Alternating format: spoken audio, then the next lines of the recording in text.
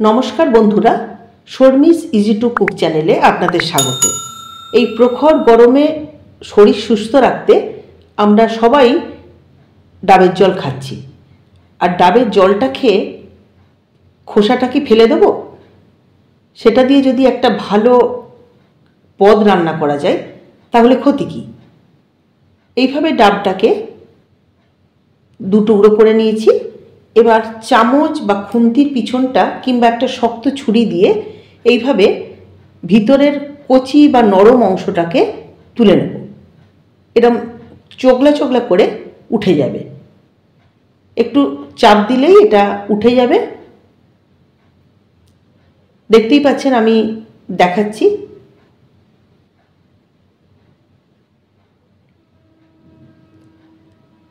যতক্ষণ নরম অংশটা আছে ততক্ষণই এটা তুলে নেব। এইভাবে চোগলা করে তুলে নিয়েছি। এবার এগুলো চৌকো কিউব করে কুচিয়ে নেব। জলের মধ্যে বেশ কিছুক্ষণ ভিজিয়ে রেখেছিলাম, এরকম একটা লাল জল বেরিয়েছে ডাবের। জলটা ফেলে আরও দুবার ধুয়ে নেব, দিয়ে এইভাবে ছোট ছোট কিউব করে কুচিয়ে নিয়েছি।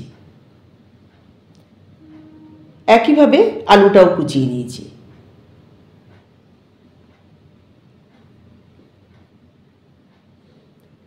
এবার প্রেসার কুকারে জল দিয়ে ডাব এবং আলু একসাথে সিদ্ধ করে নেব।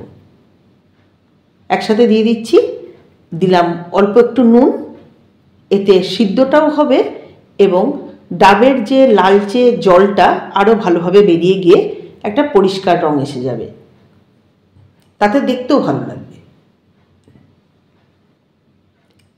সিদ্ধ করা হয়ে গেছে, জলটা ছেঁকে নিয়ে তুলে নিয়েছি। দেখতেই পাচ্ছেন এরকম নরম হয়ে গেছে। নিয়েছি পেঁয়াজ কুচি এবং রসুন বাটা। তেল গরম হয়ে গেছে, তেলের মধ্যে পেঁয়াজ কুচিটা দিয়ে দিচ্ছি। নাড়াচাড়া করতে করতে বলি, আমার চ্যানেলের যারা নতুন বন্ধু তারা অবশ্যই চ্যানেলটা সাবস্ক্রাইব করে নেবেন এবং পাশে থাকা বেল আইকনটিকে ক্লিক করে রাখবেন, যাতে সমস্ত নতুন রান্না সবার প্রথম আপনার কাছে গিয়ে পৌঁছায়। অবশ্যই লাইক এবং শেয়ার করবেন, আর কমেন্ট বক্সে জানাতে ভুলবেন না কেমন হয়েছে। কথা বলতে বলতেই দিয়ে দিলাম টমেটোর কুচি,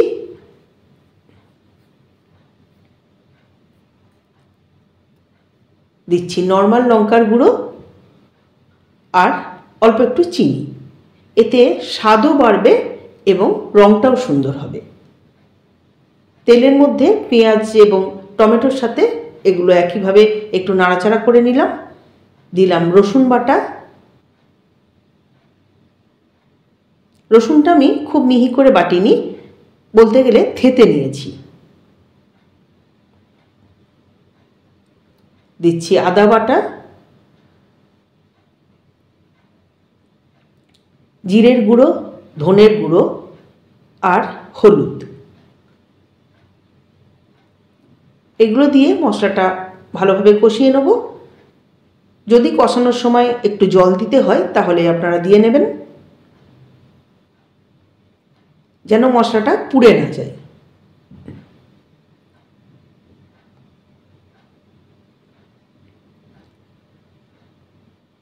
অল্প একটু নুন দিয়ে দিলাম তরকারির স্বাদের জন্য, কারণ সিদ্ধ করার সময় নুন দেওয়াই আছে।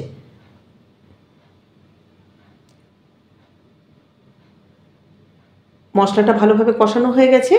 এবার সিদ্ধ করা ডাব এবং আলু মশলার সঙ্গে ভালোভাবে কষিয়ে নেব। একটু শিম আছে, ধীরে ধীরে একটু কষিয়ে নিতে হবে।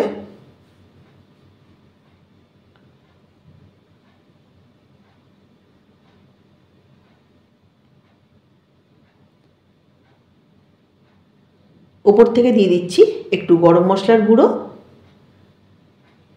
গরম মশলাটা দিয়েও ভালোভাবে নাড়াচাড়া করে মিশিয়ে নিচ্ছি।